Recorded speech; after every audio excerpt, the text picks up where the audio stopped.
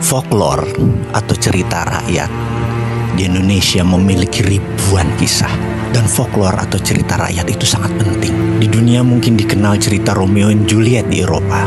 Di Indonesia ada Ande-Ande Lumut. Mereka mempunyai cerita apapun. Kita punya cerita yang lebih seru dan lebih indah. Bahkan cerita rakyat folklore di Kepulauan Nias yang menceritakan begitu ada gempa langsung naik ke gunung. Setelah ratusan tahun dari mulut ke mulut cerita itu diceritakan. Hal inilah yang menyelamatkan waktu peristiwa tsunami di Aceh. Banyak korban sampai 200.000 warga Aceh. Tapi di Nias tidak terlalu banyak karena mereka sudah tahu cerita dari mulut ke mulut. Itulah folklore. Dan salah satu cerita rakyat yang selalu didengungkan oleh mbah-mbah nenek-nenek saya dulu ketika lagi tidur adalah cerita perintah Sunan Bonang untuk melaksanakan yang namanya sebuah perintah yang namanya Apati Geni, perintah mematikan api. Sunan Bonang tahu budaya api adalah dekat dengan budaya metal, di mana membuat keris, membuat peralatan metal semua menggunakan geni atau api atau dahono. Perintah Apati Geni adalah perintah mematikan api. Ketika Belanda tahun 1470-an di abad 15 sudah akan menguasai Indonesia, Sunan Bonang tahu apa yang akan terjadi. Mereka pasti bukan akan mengambil sekedar rempah di Indonesia, tapi akan mengambil budaya metal. Dan langsung diperintahkan perintah Apati Geni tersebut. Dan sejak saat itu sudah 400 tahun lebih budaya metal di Indonesia masuk ke dalam permukaan tanah.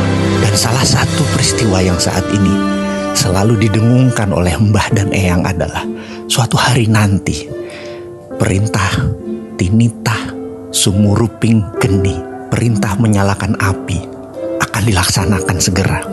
Dan ketahuilah para sahabat, kayaknya waktu itu adalah sekarang.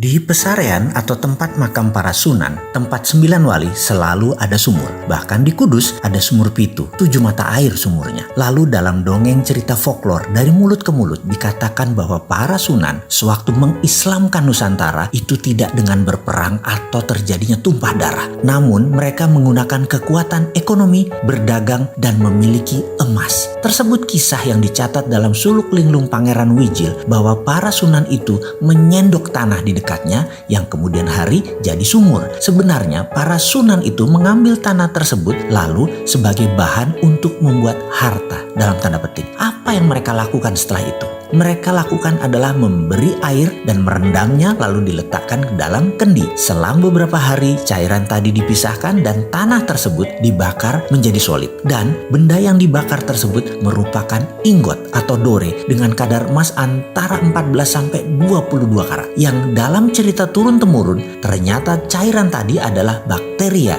atau kalau dalam bahasa modern dalam ilmu patologi itu adalah bioengineering. Para sunan memisahkan unsur logam tadi menggunakan bakteria. Para sunan melaksanakan bioengineering jauh sebelum dunia mengenal mikroba, virus, bakteri, di mana mereka menyebutnya dengan istilah lelembut. Saking halus dan kecilnya, ini bukan makhluk halus seperti jin, setan, dan segalanya. Ini adalah makhluk kecil super nano yang bekerja menurut hukum alam. Inilah yang menjadi kunci sukses bermain di bidang metalurgi yang harus dicari oleh generasi anak bangsa Nusantara, kekayaan ilmu teknologi logam. Osmium misalnya, benda logam yang berat jenisnya lebih berat dari besi namun selalu oily, licin. Kalau osmium diproduksi dibuat untuk benda yang rotating berputar seperti turbin, jet engine, baling-baling propeller kapal laut, maka pelumas olinya hanya perlu 10% saja kebutuhannya. Mesin menjadi lebih baik performanya dengan perawatan yang rendah. Dunia aviasi dan dunia maritim bisa maju 3 kali lipat dari sekarang dan osmium itu banyak di bumi Nusantara. bara. Palladium yang lebih kempling mengkilat, lebih ringan dari platinum, tapi lebih kuat mutunya, akan membuat dunia kesehatan seperti laser, heavy duty, permesinan, transportasi, drone akan menjadi sangat murah. Rhodium lain lagi, bisa minus resisten pengantarnya, hingga alat komunikasi bisa lompat menjadi 6G, 7G, bahkan 10G. Lebih cepat lagi data tertransfer.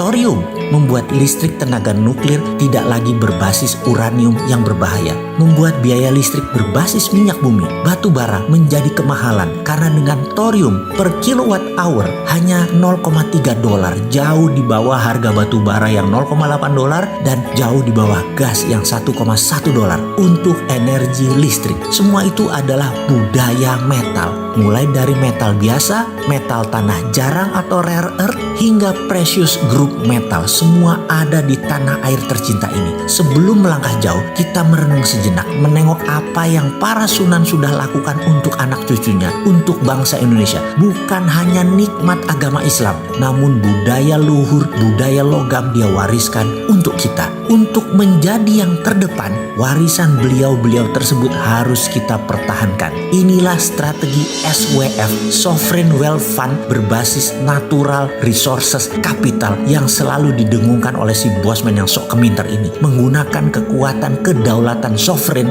natural resources untuk menjadi alat tawar kepada negara lain. Bukan menjadi pengemis minta-minta pinjaman seakan-akan kita ini miskin. Sekali lagi, sejarah sudah mengingatkan, wahai pejabat, rajin-rajinlah baca sejarah dan menengok kekuatan bangsa sendiri. Semua tersedia, semua tinggal dipakai. Masih nggak ngerti juga ya SWF ilmunya para Sunan ini ya? Ngobrol dong kita.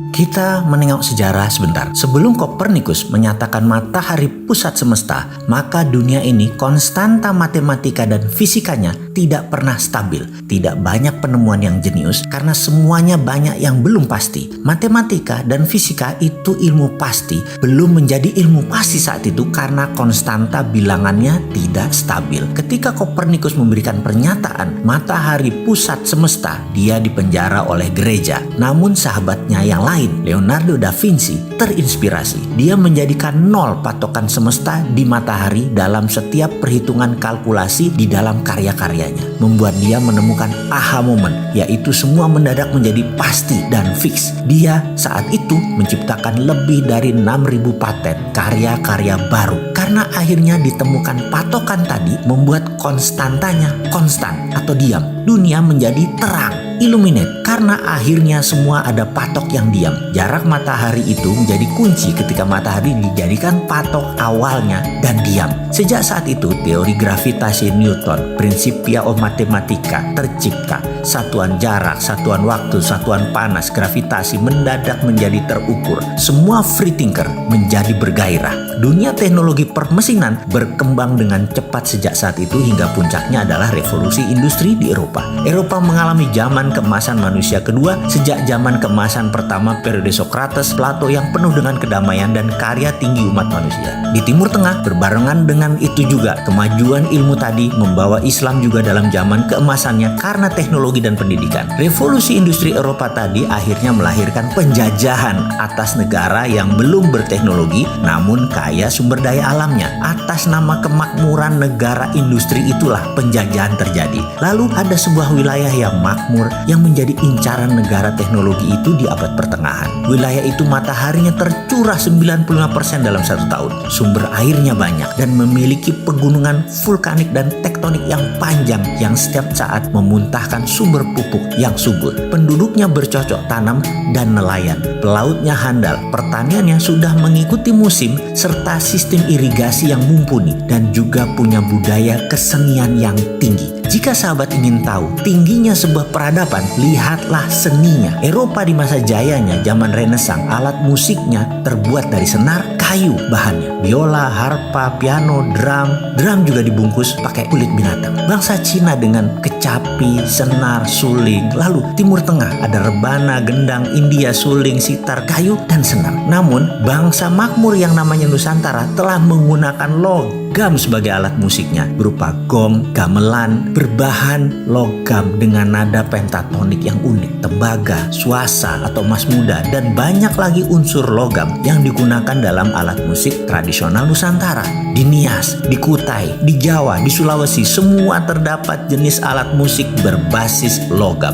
Budaya ini sudah ada ratusan tahun yang lalu. Budaya logam Nusantara sangat tinggi. Karena itu ketika Sunan Bonang memerintahkan apati geni, perintah mematikan api, budaya logam disimpan rapi. Semua api peleburan dimatikan, ditutup rapat. Sehingga ketika penjajahan datang di muka bumi Nusantara, bukan saja mereka ingin mencari rempah, namun pastinya mereka mencari budaya logam. Data tersebut hilang di telan bumi. Para Sunan tahu penjajah tadi sekali lagi bukan mencari rempah, ada yang lebih tinggi dari rempah, yaitu mereka mencari budaya logam. Cerita ini mungkin hanya folklore atau cerita rakyat, namun cerita ini menyebar terus karena tradisi Nusantara adalah budayanya pitutur, bertutur, bukan budaya tulisan. Cerita ini adalah cerita yang biasa mbah-mbah saya ceritakan di malam hari Ba'da Isya di kampung saya dulu, yang dilanjutkan begini. Ada 2 perintah Sunan Bonang kala itu. Yang satunya lagi, yang kedua adalah nanti di generasi 17 setelah dirinya, tinitah sabdo sumurping geni, perintah sabda menyalakan api akan dilaksanakan. Sahabat, sesungguhnya saat ini adalah zaman keturunan ke-17 dari